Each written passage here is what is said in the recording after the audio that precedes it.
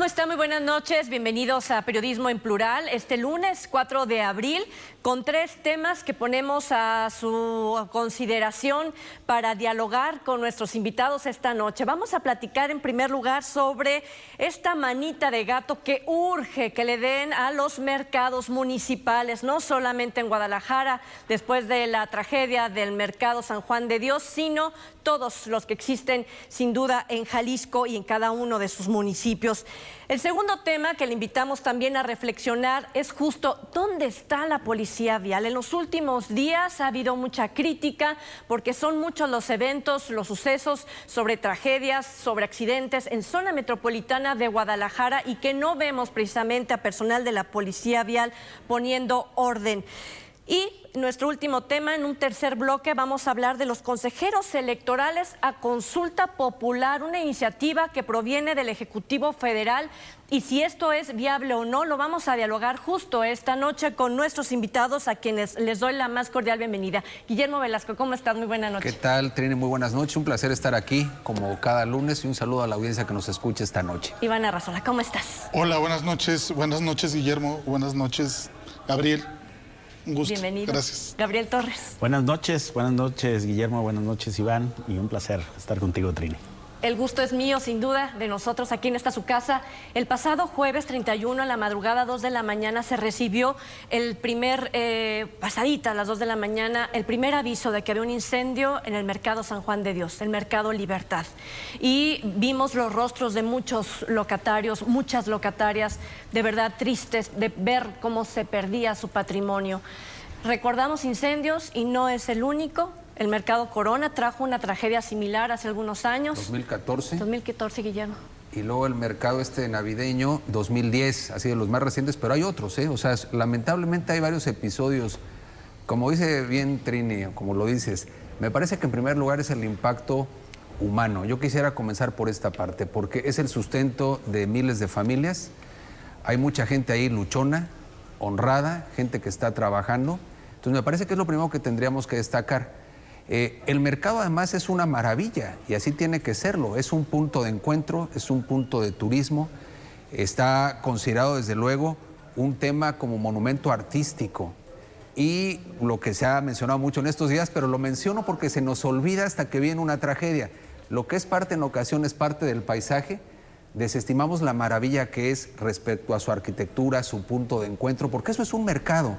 Es un punto de encuentro humano, es un punto de comercio, es parte del folclore de la ciudad, es la parte, digamos, más rica, ancestral, de la convivencia, del intercambio de mercancías. Entonces me parece que eso lo tenemos que recordar y es una pena que lo recordemos al calor de una tragedia. Eso tendría que ser parte recurrente. Entonces ese es el primer aspecto.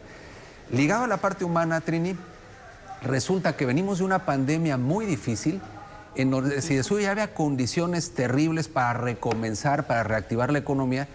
Para muchas familias es de alguna manera como obligadamente volver a cerrar la cortina ante estas circunstancias que ahora hablaremos también de lo que puede haber, de lo que sucedió realmente, pero creo que esa parte es importante considerar el duro golpe.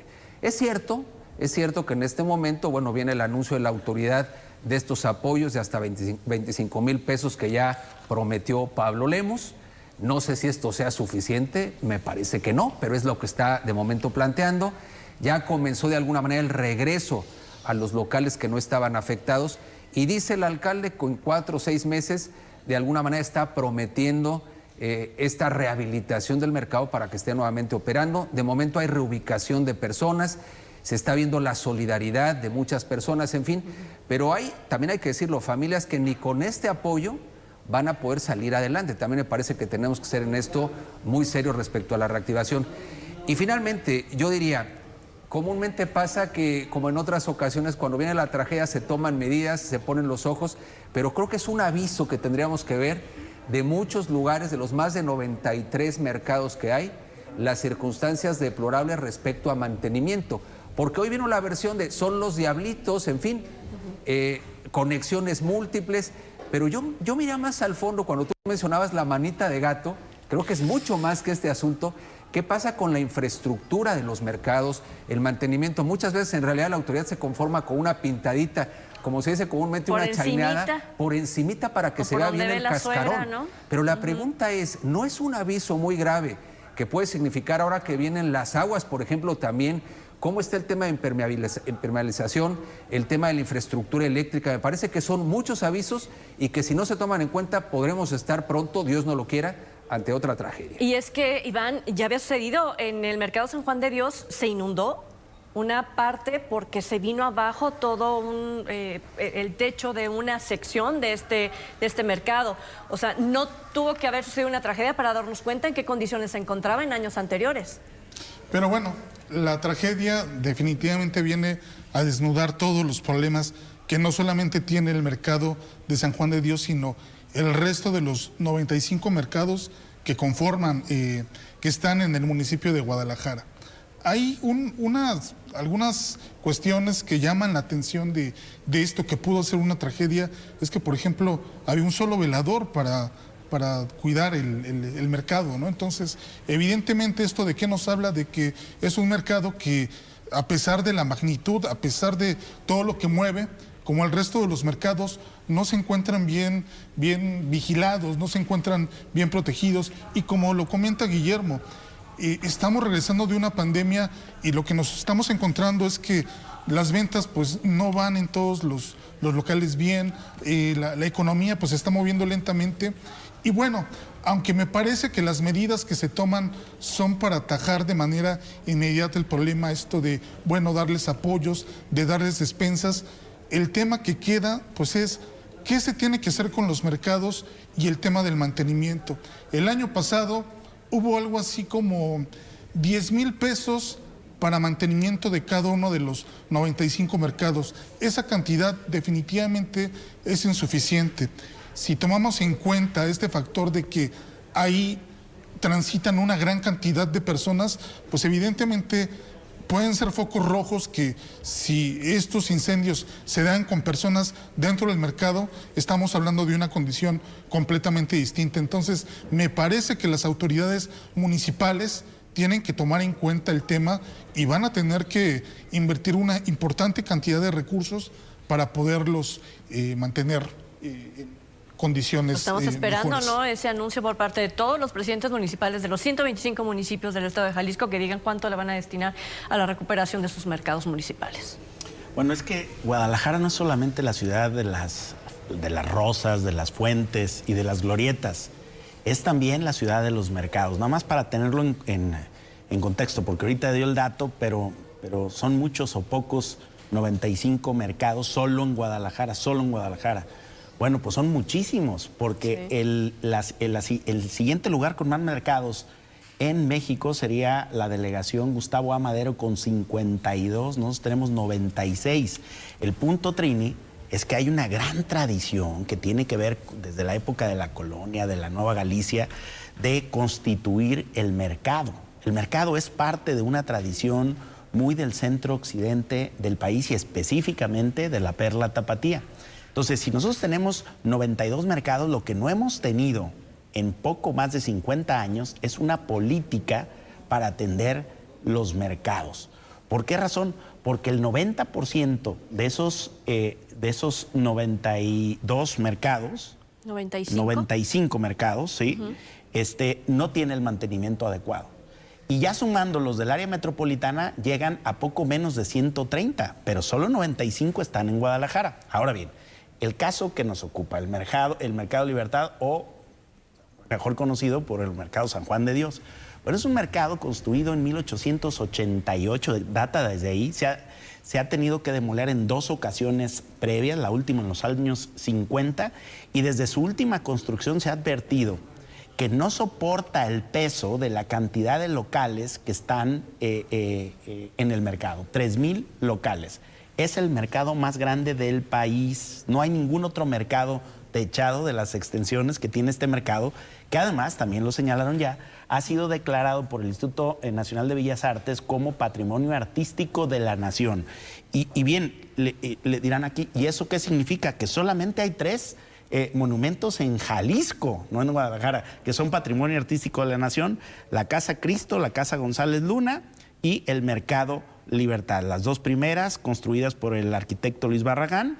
Y este mercado icónico que es parte de la vivencia del centro histórico de la ciudad. Entonces yo creo que lo que pasó nos lleva a muchas reflexiones. Una de ellas, a que el incendio no sea para la especulación inmobiliaria y que se pretenda... Tenían miedo y los que se locatarios. pretenda a partir del incendio luego ahí construir torres de departamentos o alguna otra cosa, como han prendido el bosque con también, y lo acaba de decir el gobernador, que el último incendio fue deliberadamente provocado. Bueno, más allá de este asunto, yo creo que si tenemos un inmueble que es patrimonio artístico de la nación, yo creo que el tema no está solamente en la cancha de los municipios. Yo creo que es un tema de Jalisco, por supuesto de la capital del estado, pero también del gobierno de Jalisco, por lo que significa.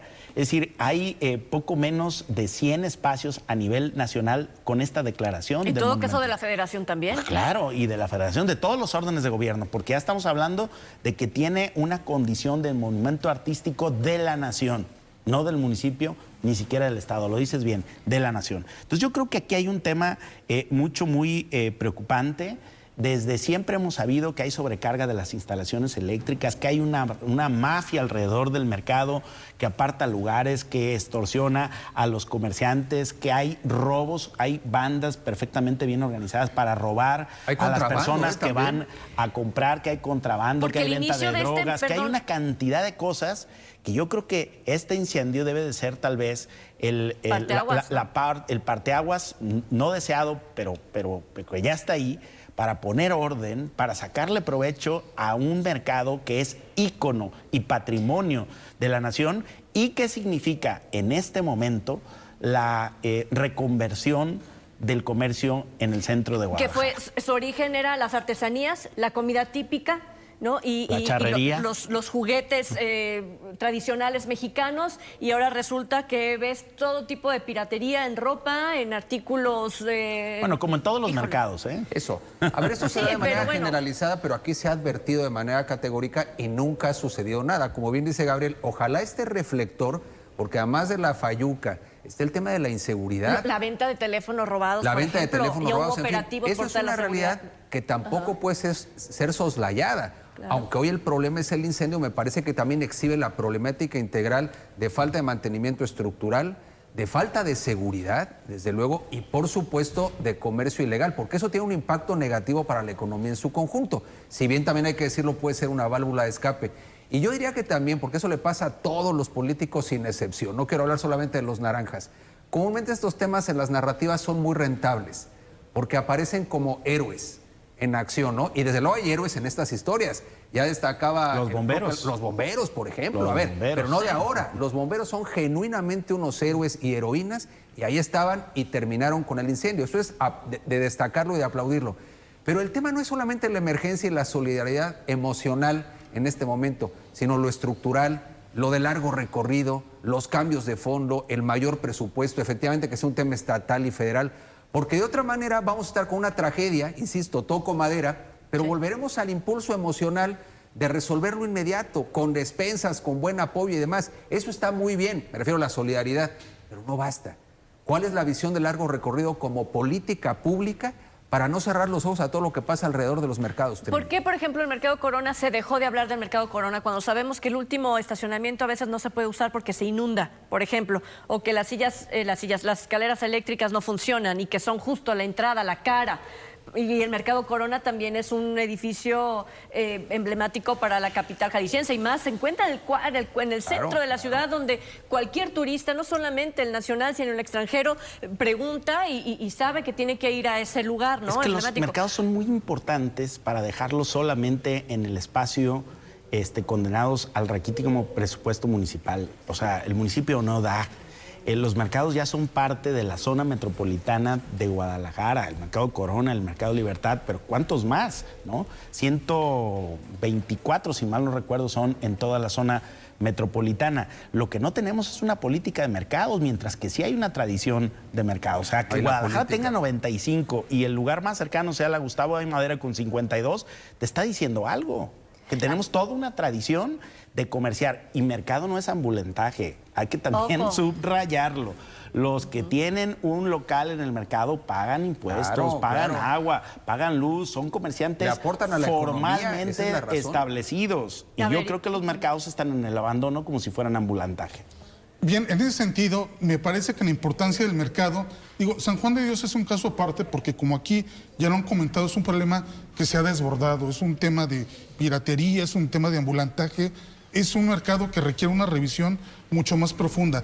Pero ¿qué pasa con el resto de los mercados? Los mercados municipales constituyen un eje de cohesión social. Es donde en la colonia, en el barrio, la gente va y se surte de sus productos básicos, de fruta, de carne. Entonces, es un espacio fundamental para, por ejemplo, pensar en políticas en seguridad ciudadana, pensar en convivencia. Entonces, el dejar este espacio, que además pues se está dejando morir precisamente porque es una gran cantidad de espacios, de puestos, los que se están abandonando, ¿no? Ya no se ve en el mercado como este lugar donde uno puede irse a surtir de la fruta, de la carne, lo abandonan. ¿Por qué? Porque está dejando de ser poco atractivo, ¿no? Entonces, me parece que abonando precisamente esta idea de políticas públicas, se tienen que fortalecer estos espacios porque son indudablemente una fuente de cohesión para las colonias y los barrios. A los mercados les está pasando lo que a los hospitales públicos, los están matando de inanición en perfecto estado de salud.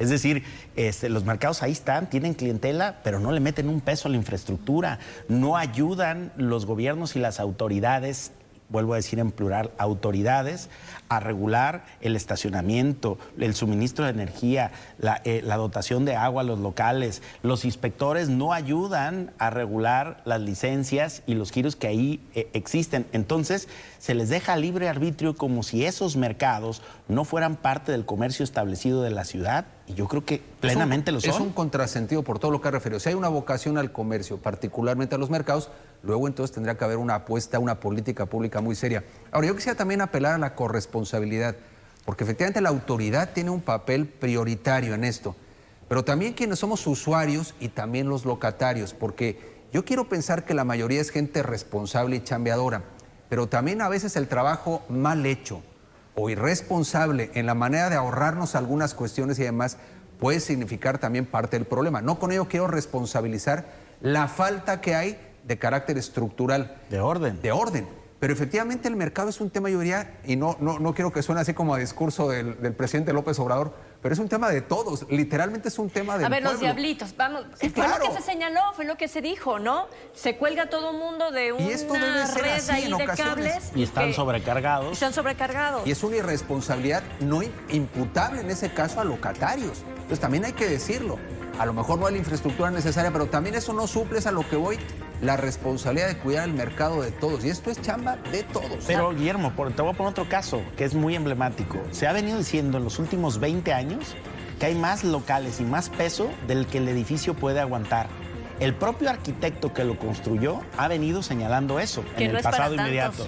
No obstante, ahí están las licencias y ahí están los inspectores que no terminan de poner orden y llegamos ya al cúmulo de 3,000 locales en un espacio donde no debería haber de seguridad, tantos. Inspección de cuántos son en realidad y cuántos tienen su licencia adecuada y que haya un informe transparente lo más rápido posible porque es parte de nuestro patrimonio artístico. Esa es hay otra, que la considerarlo transparencia, así. Transparencia en la administración de los mercados y sobre todo el mercado San Juan de Dios. Tenemos que hacer una pausa y ya regresamos precisamente con el tema de la policía vial. Si usted lo ha visto, díganos, porque parece que hay escasez de esos elementos en las calles de nuestra ciudad. Regresamos.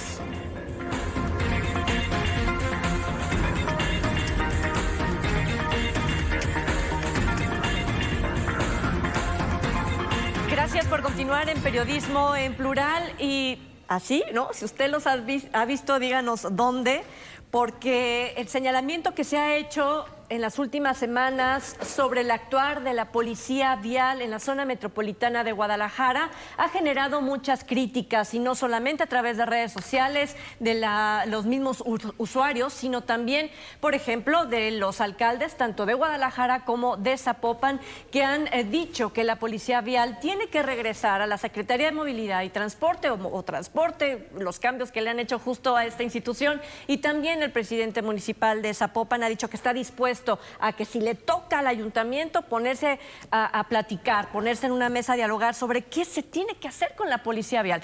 Si partimos, Iván, desde el inicio, ¿cuál es el panorama de la policía vial al día de hoy?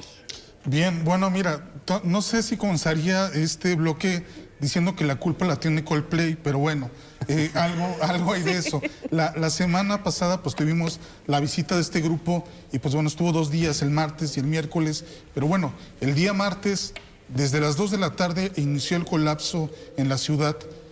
Eran las 10 de la noche y había gente que seguía tratando de llegar al estadio de fútbol. Que había gente que llegó a su casa a las 3 de la mañana. Bueno, además, o sea, de regreso ya. Personas después, regresando del concierto, pues transitando por Periférico, ya altas horas de la noche, muchas jovencitas, jovencitos, yendo a sus casas. Bueno, ¿qué fue lo que ocurrió? Tratando de contextualizar. Se dio una reunión, una junta de coordinación metropolitana donde varios de los presidentes municipales de la zona metropolitana de Guadalajara comentaron precisamente esta cuestión, la ausencia de policías viales en la ciudad, tratando de corregir precisamente todos estos problemas que se han acrecentado también a raíz de que hemos regresado ya de la pandemia a la actividad normal. Entonces, hay pequeños choques donde colapsan una avenida completamente por 2 horas, y es un problema bastante grave. Comentaba el presidente municipal de Tlajomulco qué pasa con estos camiones de carga que también son un peligro para la ciudad, no están regulados estos horarios, que es parte de la agenda que él ha impulsado. Y pues bueno, esto llevó pues a una declaración abierta de qué está pasando con los policías de vialidad. No hay suficientes en la ciudad, a cargo de quién están estas corporaciones. Y pues bueno, al parecer ahí hubo un roce entre el presidente de Zapopan y el gobernador, donde el gobernador le pide al presidente municipal que se serene, ¿no? Que es un problema que se va a tratar, pero evidentemente es un problema complejo, ¿no? Ya lo iremos viendo. Por ejemplo, hay del total de más de 2,000 plazas que debería de haber de estos agentes de vialidad, pues resulta que nada más se están ocupadas alrededor de 1,837. Entonces, a pesar de que hay disposición de plazas, no significa que se hayan contratado a todos los agentes viales que necesita la ciudad, ¿no? Y sobre todo, pues una ciudad que está creciendo de manera impresionante. Entonces, ese, digamos, es el contexto de parte de lo que está ocurriendo, ¿no? Bueno, la policía vial se convirtió en un problema en el momento en que se decidió que pasara a la Secretaría de Seguridad y dejara de depender de la Secretaría de Movilidad, donde debería de estar. Y esto tiene que ver básicamente porque con ese cambio lo que iban a ganar los policías viales era la aportación de arma. Técnicamente, para levantar multas y conducir el tráfico no son estrictamente necesarios. Pero ahora que están sumados a las corporaciones de seguridad y con la creciente y ramplona inseguridad que se vive en Jalisco, pues naturalmente que su prioridad es atender temas de robos y de seguridad sobre la vialidad. Y nos quedamos sin policía vial. Ese fue el punto, que nos quedamos sin policía vial. Y ahora que tenemos también a una ciudad que cada vez más incrementa su parque vehicular y tiene una saturación en todos lados, pues es indispensable esos agentes viales que nos ayudaban a ordenar el tráfico, que ayudaban a desviar el tráfico en zonas de conflicto o choques o de eventos especiales, y además aplicar multas que no fueran recaudatorias, sino que inhibieran malas conductas. Y entonces ahora por eso vemos que donde no hay fotomulta, ves los carros estacionados en doble o hasta en tercera fila, que es el caso del Centro Histórico de Guadalajara. Y porque además le delegamos a las máquinas la fotomulta sin que con ello hubiéramos resuelto absolutamente nada. Yo creo que lo que están diciendo los alcaldes no solamente tiene razón, sino que es un derecho. Ya la Corte ha dicho que la metropolitanización de ciertos servicios que son responsabilidad directa del municipio es ilegal, fíjate, porque dice la Constitución que no puede haber una instancia intermedia entre gobierno del Estado y municipios. Y parece que hay varias instancias que se han generado ahí, pero que además no dan resultados. Entonces, los municipios tienen todo el derecho, es más, la obligación, porque la ley les confiere a los municipios la responsabilidad de tener una policía vial. Y si la han cedido para que sea parte de una gran corporación, la pregunta es ¿dónde está esa corporación? Porque no se ve en las calles, porque no se ve en las plazas, porque no se ven los eventos especiales, porque no se ve cuando hay accidentes y se necesita un policía vial que ayude a desviar el tráfico y a reorganizar la circulación. Y que en muchas ocasiones podemos a lo mejor enfocarnos en que queremos la movilidad o esta policía vial para el carro. Y no, yo veo tanta gente que sufre para atravesar una calle de 5 metros y no puede porque la zona metropolitana de Guadalajara está hecha para el vehículo. Son vías tan rápidas, la gente no respeta la velocidad cuando eres automovilista y la gente está en un conflicto permanente cuando eres y te conviertes en peatón. Es que no hay que perder de vista que justamente el ciudadano es o somos los más afectados de esta visible ausencia. El peatón, el que va en una moto, la señora que quiere salir de la escuela y hay 3 autos estacionados, los choques lamineros que siguen siendo un desastre en esta ciudad y que pueden paralizar durante horas los grandes eventos, las plazas comerciales o afuera en los entornos de las plazas comerciales, en fin.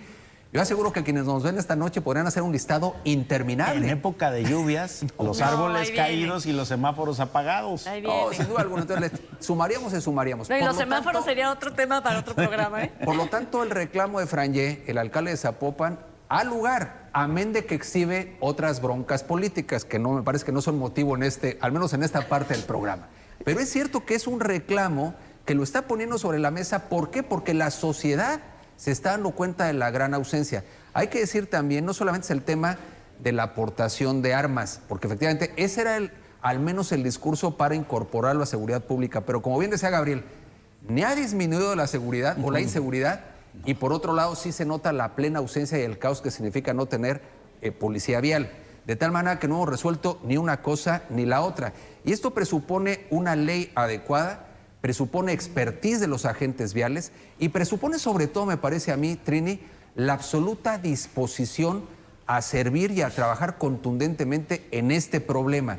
Y además, ojo, también si le sumamos la extorsión, porque también este sector no se ha caracterizado, precisamente por una honestidad respecto a cómo se conduce, opacidad más bien. Entonces, si sumamos la ineficacia a la corrupción, a la opacidad, ¿no? Pues efectivamente estamos ahora sí que en un momento muy crítico, en un tema toral para el bien común en una ciudad, que es poder caminar, poder transitar. De otra manera, efectivamente, afectamos horarios de entrada a los trabajos, la tranquilidad de las personas, en fin, un montón de conflictos. Pero tenemos un IMEPLAN, tenemos una Secretaría de Transporte, tenemos la policía, la misma Secretaría de Seguridad, tenemos un montón de instituciones que se encargan justo de atender este proyecto de sexenio, que es el de una mejor movilidad para los habitantes, sobre todo, bueno, de la zona metropolitana de Guadalajara, que no se escapa tampoco Puerto Vallarta, que has estado trabajando de manera puntual, sobre todo con el transporte público, etcétera.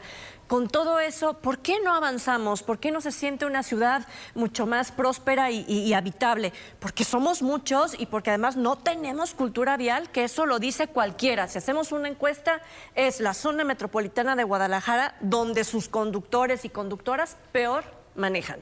Pero porque hay impunidad, Trini, porque yo te aseguro que el ciudadano... También Guillermo es un poquito así de que... No, a ver, es cierto, pero yo te voy a decir una cosa. Esas personas que hoy se conducen así como en la jungla, si esas personas rentan un auto en Estados Unidos, en 5 minutos se meten en orden. Sí, claro. O sea, eso es así, ¿eh? Es decir, es cierto que nos falta mucha civilidad, lo comparto, mucha consideración con el peatón, lo suscribo. Pero también es cierto que cuando hay autoridad y cuando la gente sabe que o cumple o va a tener dificultades, yo te aseguro que disminuyes. O sea que me parece que son las dos cosas. Sí, una falta de conciencia cívica y de cómo conducimos y de cómo respetamos o no respetamos, pero también donde hay ausencia de autoridad, y en este caso lo que hay es ausencia de autoridad, al menos en lo vial, pues evidentemente tierra de nadie, ¿no? Y la desorganización, eso que un choque, que un alcance tenga que paralizar una avenida entera y que tenga que esperar todas las familias. Imagínate el tiempo y el dinero sumado que significa cada torón de esos. ¿Qué nos supone que llevan a hacer? Qué barbaridad con ese modus operandi de tener detenidos los autos a la mitad de una avenida como en exhibición. No, y aunque sea una calle chiquita, porque generando son las un problema rutas mayúsculo. alternas. Que le cuesta calidad del aire, que cuesta tiempo, que cuesta dinero, que cuesta trabajo y que nadie haga nada. Tiempo, dinero y esfuerzo, Iván. Bien, les comento un dato muy peculiar. En 2020 se creó una nueva ley de movilidad precisamente para que estos choques, ¿no?, donde no había daños físicos, pues bueno, las personas se pudieran, digamos, separar, hacer a un lado. Ponerse de acuerdo. Ponerse de acuerdo. Pero resulta que esa ley, aunque se aprueba en el 2020, hasta el 2021 entra el decreto y no se ha creado la institución encargada precisamente de atender este tipo de cuestiones. Otra cuestión, o digamos otra de las alternativas que se ha planteado es que nuevamente esta policía vial regrese a la Secretaría de Comunicaciones, pero esto de transporte. Pero esto no se puede dar porque, bueno, también se presentó una controversia constitucional en la cual pues se estableció que la policía vial no podía regresar a la Secretaría de Transporte. Entonces, el tema es complejo, hay un problema grave de corrupción también. La ciudadanía percibe a la policía vial más corrupta que a la policía municipal. Entonces, evidentemente también hay un tema que deben de solucionar respecto a la conducta, al comportamiento de la policía vial. Ese es otro tema, Trini. El déficit reputacional de esta policía es algo lamentable. Tú no te puedes fiar, lo digo con respeto, habrá muy buenos agentes sin duda alguna y lo digo con respeto, pero a final de cuentas la gente ya lo ve con cara de extorsión, la clásica mordida. Lamentablemente entramos también a ese circuito de la mordida, que a final de cuentas es corrupción que tendríamos que erradicar, pero a final de cuentas sabes que no están ahí para resolverte el tema. ¿Qué piensa la gente cuando va conduciendo? Es ver cómo me libro de estos. El tema es no se les percibe como facilitadores de mi vida cotidiana, sino por qué ruta me escapo.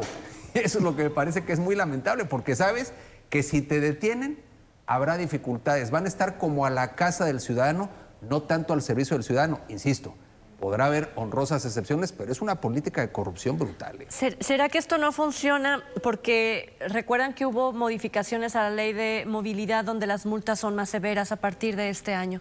¿Será que le apuestan justo a esa punitividad, el gobierno del Estado en general pensando que con que haya un castigo así y vea una multa digital, ni siquiera, porque no hay policías viales, ¿no? Pero que te aparece de repente cuando vas a pagar tu refrendo y salga ahí y digas tú, híjole, sí es cierto, sí cometí tal. ¿Le estarán apostando a esas multas más severas, más altas? Imagínate que tú vas, la multa debe de ser para inhibir una conducta, Trini. Imagínate que tú vas en el periférico a las 3 de la mañana, que es tal vez la única hora en que puedes correr, porque ya el periférico vas a 20 kilómetros, a 30 kilómetros, pero ponle que tú que vas a las 3 de la mañana y que vas correteando, pues tú puedes tenerte 15 fotomultas si le diste toda la vuelta y no detenerte. Lo que hacía antes el policía vial era detenerte y multarte, ¿no? Ahora, la otra nomás te graba, te saca la multa, pero tú sigues corriendo. Y siguen siendo anticonstitucionales las multas. Hasta la siguiente vez que vas a pagar el refrendo, hasta entonces, que tienes el montón de fotomultas, ¿no? Entonces, ¿inhibe la conducta? No la inhibe. Se vuelve simplemente recaudatorio. Por eso hay tantos el fotonegocio es eso, ¿no? Pero no está inhibiendo la conducta, porque si no, entonces tendrías que tener una mejor, digamos, actitud frente al volante, que tú misma no lo adviertes, y una disminución paulatina de las multas, porque la gente va entendiendo que a través de la medida que hay que manejar y conducir a mejor y a menor velocidad y por los carriles adecuados y todo esto. Pero nada de eso está ocurriendo. Entonces, si la multa no inhibe la conducta, la multa no está sirviendo. Entonces tendrías que volver a otro mecanismo. ¿Qué era lo que pasaba con el agente de tránsito? Por más corrupto que sea, te detenía. Venía rápido, primero Ya no te podías detenía. correr. En De principio entrada te detenía. Y si venías ebrio podías ir a la cárcel, ¿no? Entonces te detenía, te levantaba una multa y revisaba tus papeles. Eso era un lío para los que manejaban autos con placas sobrepuestas o autos robados. Chocolate, ¿no? También Muchos tenían problemas. autos robados o de procedencia extranjera se detectaban ahí cuando te paraba el tránsito. Ahora ya no, te sacan una multa y si las placas son sobrepuestas, ¿qué? Y hasta que vas al refrendo ahí te enteras, oye, pues sabes que fueron 3 y seguramente las pagarás y vas a seguir corriendo. ¿Por qué seguimos pagando si son anticonstitucionales, ¿Por Iván? qué las seguimos pagando? Pues porque, bueno, también el ciudadano desconoce la forma en la que, bueno, se pueda amparar, pueda presentar una queja ante este abuso de autoridad, ¿no? Pero también hay una cuestión en que el ciudadano percibe que, bueno, estoy en un choque y puede pasar vialidad y ni siquiera se detiene, ¿no? La única vez que lo ves es cuando está el torito ahí y, bueno, también se les acusa de que muchas veces si sobornas al policía te dejan ir, ¿no? Entonces hay una ausencia de la autoridad también, ¿no? A ver, Que es- vamos resumiendo. Sí es cuestión de municipios, como dijo el presidente La de policía Zapopan. vial es atribución exclusiva de los municipios dada así en la Constitución. ¿Las multas más severas y la fotomulta es mero asunto recaudatorio o sí está provocando una mejor movilidad? Pues de momento, ante los hechos, no lo ha provocado. Esa es una realidad. O sea, a ver, desde luego es un equilibrio de multas. En cualquier país civilizado también lo punitivo funciona, pero me parece que va acompañado de otras cosas, porque a la luz ¿Cómo que meramente- las multas inhiban tu renovación de licencia, encarezcan sí. tu seguro y otra serie de Ahí sí. cosas? Si tiene una No consecuencia solamente real, los- pues evidentemente te la vas a pensar, de otra manera no. Que tengas que dar servicio comunitario después de 5 multas, es decir, que salgas a barrer como es en Sí, Estados claro. Unidos. Bueno, esas cosas sí funcionan. Sí. Ojalá, bueno, pues ahí están las ideas. No, pero por favor, que los podamos ver porque sí los Por necesitamos. lo pronto, sí las cálmense, por necesitamos. favor. Como diría nuestro señor Tenemos que gobernador. hacer una Serénense. breve pausa y cuando regresemos hablaremos de la elección de los consejeros electorales y los magistrados del Tribunal Electoral después de la pausa.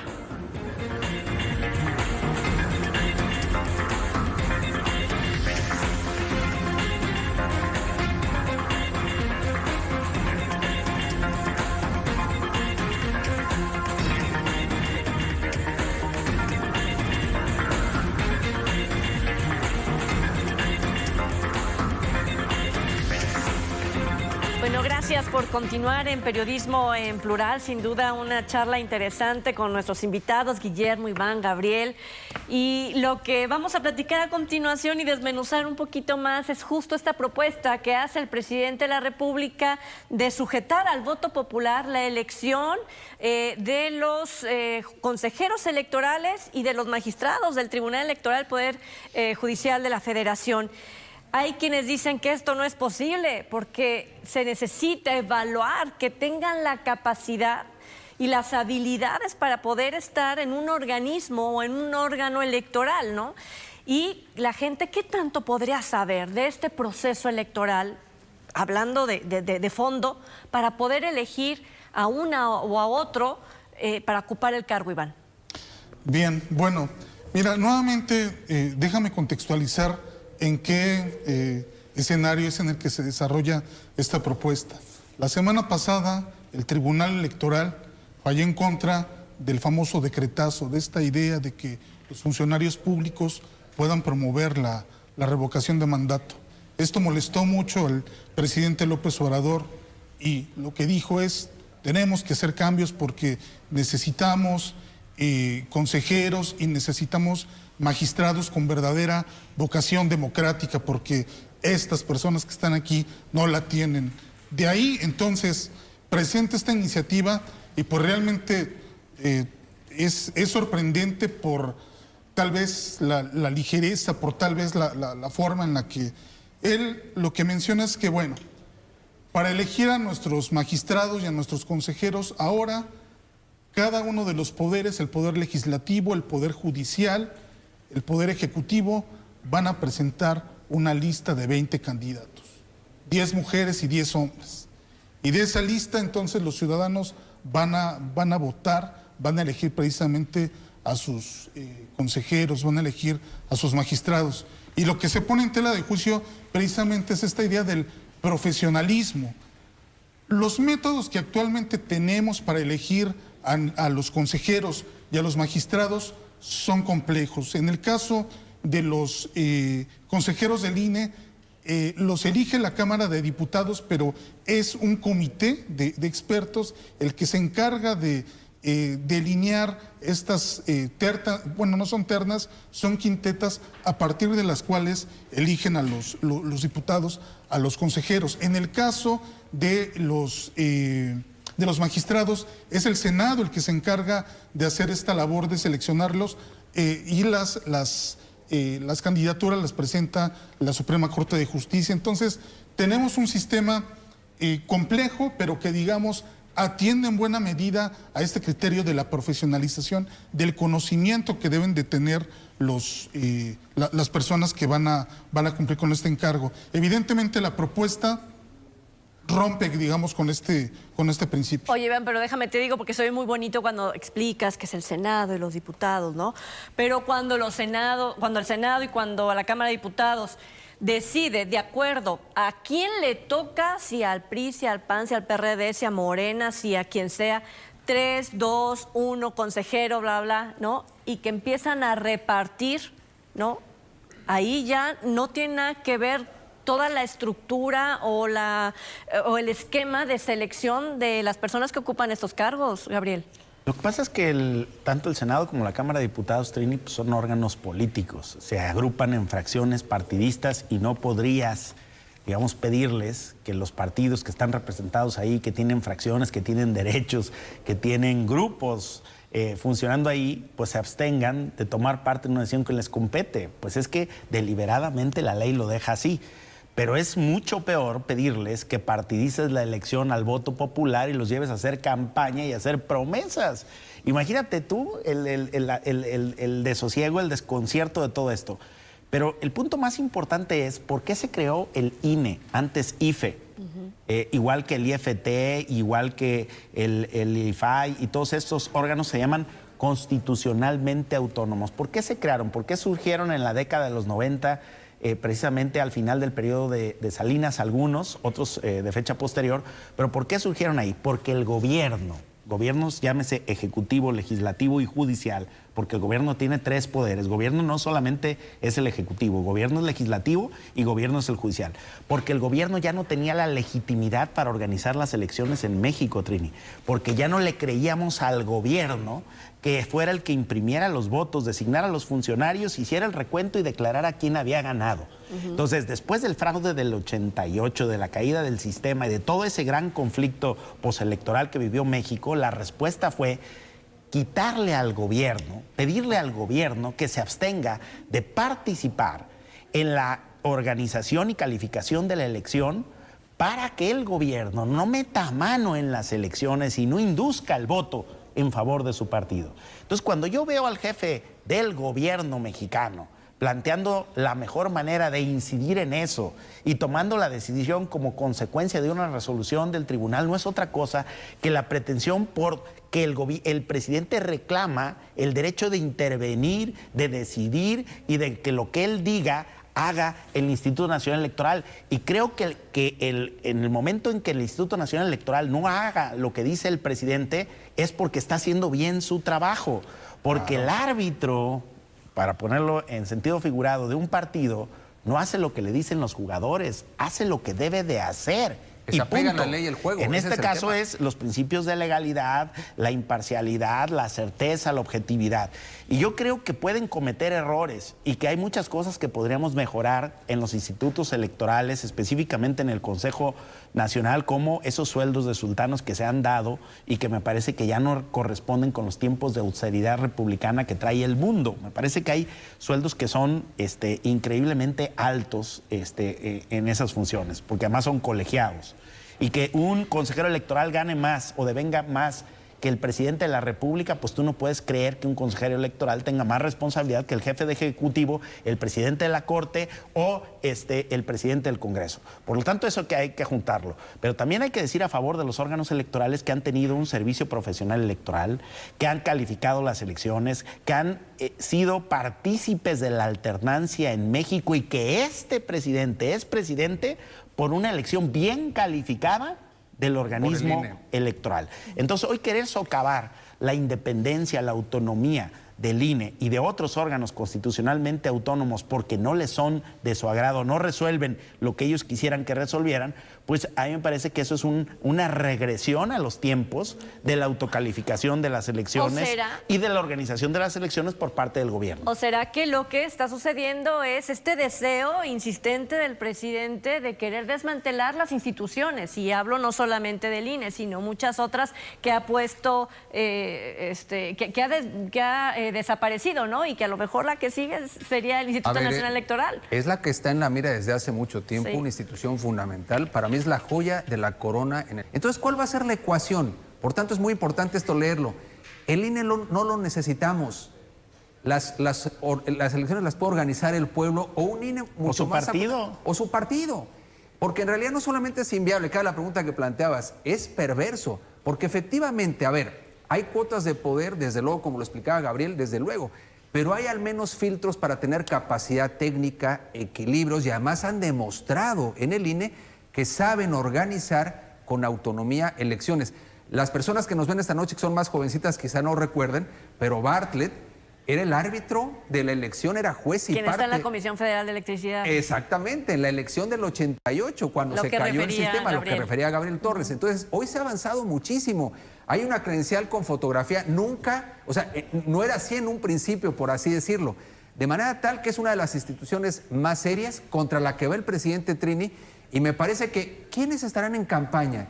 ¿Quién financiaría esas campañas? ¿Sería a final de cuentas los partidos políticos o poderes fácticos apoyando un INE a modo para el presidente? ¿Por qué dice que va a desaparecer los INEs locales? Porque requiere un INE mucho más acotado para tener pleno control de la elección, y canta ese tema a mitad de camino, rumbo al 24. Me parece que es importante. Lo que sí es que hay que señalar, el Instituto Nacional Electoral, no como instituto, sino va a hablar de sus consejeros, han caído también en opinar, en manifestar su punto de vista muy personal respecto a procesos que, bueno, también lo ha hecho el mismo presidente de la República, pero será que llevan una carga más política, más personal, que como representantes del Instituto Nacional Electoral, y que esto se pueda considerar un error.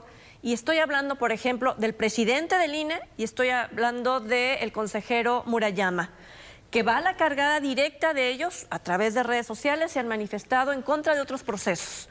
¿No será que están perdiendo también piso, Iván? Mira, el ambiente se ha enrarecido a partir de todo el tema de la revocación de mandato y cómo esta limitación de recursos para organizar la revocación escaló en una serie de declaraciones muy desafortunadas, pero de los dos lados. Tanto estamos viendo al secretario de Gobernación el fin de semana decir que los consejeros se van a ir con la cola entre las patas, ver a un secretario de Gobernación que es el que se encarga del diálogo, de la negociación entre los diferentes actores, hablar así, pues evidentemente lo que refleja pues es una polarización en el discurso, que ya no hay un punto medio, ya no hay un equilibrio. Lorenzo Córdoba y Ciro Murayama dejan el cargo el siguiente año. Parte de esta propuesta lo que está planteando es que a partir del siguiente año pues venga esta modificación que, como bien lo comentaba Guillermo, contempla la desaparición de los soples y también la reducción en el número de diputados y de senadores en las cámaras, desaparecer la representación proporcional. Entonces, evidentemente, ya es un ambiente muy enrarecido. Entiendo que las posiciones de los dos consejeros son en defensa del INE, pero bueno, habría que guardar las formas, ¿no? Lo cual no está ocurriendo ni en el INE, pero tampoco en el gobierno y en varios gobernadores, ¿no? La prudencia. Pero sí hace falta la reforma, ¿no? O sea, sí es necesaria. Pero además, hay momentos para aplicar reformas. Tú no puedes... Reforma político-electoral, hablando. Pero a mitad del camino, Trini, tú no puedes modificar las reglas del juego en un juego iniciado. O sea, me parece que efectivamente hay cosas por revisar, desde los sueldos, la operatividad, pero aquí hay una intencionalidad política de acotar la autonomía cuando hay una ruta electoral clave en el 22, en el 23 y, por supuesto, en la elección del 24. Entonces, me parece que aquí hay que leer un poco cuál es la jugada del presidente. Me parece que ante la falta de popularidad y de aceptación y de saber que quizá en las urnas puede llegar a tener dificultades, pues ¿cuál es la manera del control político? Acota la autoridad electoral, que como también lo apuntaba Gabriel, fue la que calificó la elección del 18 y lo hizo de manera impecable y además ganó contundentemente López Obrador en una elección democrática. Entonces me parece que es muy delicado por el tiempo, por el timing. Yo incluso creo que esa consulta a modo puede dejar el precedente de una consulta de ampliación de mandato. Y para que esto tenga lugar, requieres a un INE debilitado o desmantelado. Bueno, hay otra cosa, Trini. Ajá. Mira, el 78% de los mexicanos confía en el Instituto Nacional Electoral. Es la institución del Estado mexicano con mejor reputación, incluso mejor que la del presidente. Y yo no sé si esto es parte de esa competencia, de ese celo político, porque el presidente no tiene... La verdad, objetivamente hablando, antes de que iniciara la rayeta de declaraciones que tú bien adviertes, el presidente no tenía una sola razón para iniciar los ataques al Instituto Nacional Electoral. Digo que no tenía una razón porque ese instituto es el que le validó la elección que le permitió llegar a la presidencia. Ese consejo del INE. Él se queja de elecciones pasadas cuando no era ni siquiera INE, era el IFE. Pero este INE le validó la elección, una elección que no fue impugnada por nadie, donde sus contendientes a escasas horas de haber terminado la votación ya le estaban reconociendo el triunfo. Entonces, ¿cuál es el agravio que le puede tener un ejército de mujeres y hombres que organizaron una elección pulcra que le permitió llegar a la presidencia? ¿Qué le está cobrando? Que están bien evaluados, que tienen credibilidad, que gozan de autonomía, que debieran de someterse al Ejecutivo porque el presidente debe de tener... ¿Pero sí gozan de autonomía, Gabriel? Yo creo que sí gozan de autonomía. O sea, hay frenos y equilibrios y por supuesto que cada consejero debe tener su corazón porque fueron nombrados por el Congreso. Digo, no es que no vienen del Es que volvemos a lo mismo, a la designación. Pero si los llevas... cuates, pues. Pero si los llevas a partidizarlos y los metes a una elección popular es todavía peor. El tema, Iván, es hay un servicio profesional de carrera que no se pone como lo principal porque volvemos a lo mismo. Lo que impera son los intereses partidistas dentro de un poder que es el legislativo. ¿Cómo entonces, por más que quieras cambiar o desaparecer al INE o cambiarle de nombre, como ya sucedió, seguimos viendo que necesita reformas, necesita ajustar tuercas?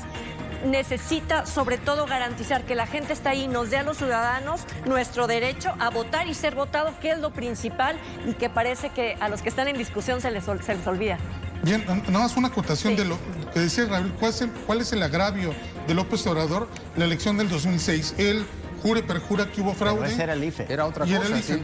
Pero dicen, desde ahí viene, ¿no? Entonces, ese era el IFE. Y eran otros actores, no estos que están aquí. Puede citar a la Comisión Federal de Vigilancia Electoral de 1946. En el 2006 no estaba Lorenzo ni Ciro. No, ahora, yo sí creo, suponiendo eso que plantea Trine, que aquí hay también cuotas de poder más que las habrá, ese planteamiento de elección popular de consejeros sería todavía mucho peor en virtud de quién maneja esas campañas. Sería el poder de los partidos. Ellos no tendrían capacidad de hacer campaña. Propuestos por el presidente. ¿Cómo crees? Ahora resulta que él va a poner a sus cuates de consejeros. O sea, ¿eso es lo que queremos? ¿Regresarle al Ejecutivo el control de la organización de las elecciones en México? ¿Volver al momento en que Gobernación organizaba y calificaba las elecciones? ¿De eso se trata? Yo creo que eso sería un franco retroceso. ¿De dónde saldría la lana para esas campañas? Posiblemente hasta la delincuencia organizada. No, y además hay que pensar que no... Yo pienso que no va a ser el presidente, él dijo que termina su ejercicio y se va, sino los que vienen, aguas. O sea, a lo mejor ahorita le tienen mucha confianza, ¿no? A la persona que es la mayoría de la población, porque seguimos con índices altos en sus encuestas. Pero ¿quién viene después? Pero para ahora, eso Trini, hay que dejar una, o sea, bien establecido para esos procesos. Ahorita no tiene los votos para hacer esa transformación, porque hay que cambiar la Constitución. Guillermo Velasco, muchísimas gracias. Gracias. Iván Arrazola, gracias. Gracias, Trini. Gabriel Torres, Gracias. A usted por habernos acompañado esta noche, muchísimas gracias. Excelente inicio de semana.